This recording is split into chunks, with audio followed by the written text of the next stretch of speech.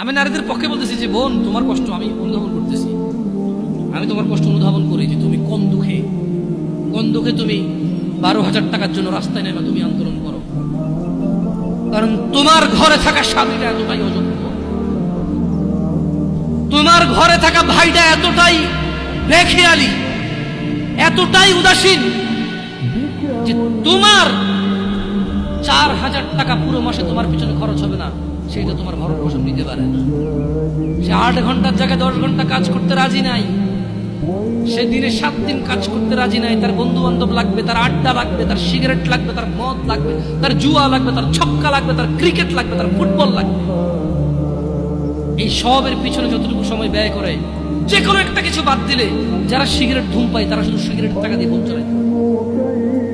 এমন বহু যুবক, এমন বহু পুরুষ আছে যারা সিগারেট খায় মাসে 3,000 4,000 টাকা, তাদের বোনরা গার্মেন্টসে কাজ করে।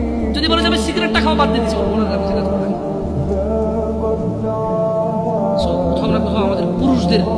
কোথাও না কোথাও আমাদের পুরুষদের ব্যাখিয়ালি আছে, খামখেয়ালি আছে। আমাদের উদাসীনতা এবং আমাদের দায়িত্বহীনতায় মূল আমাদের দায়িত্বহীনতা হচ্ছে মূল কাজ।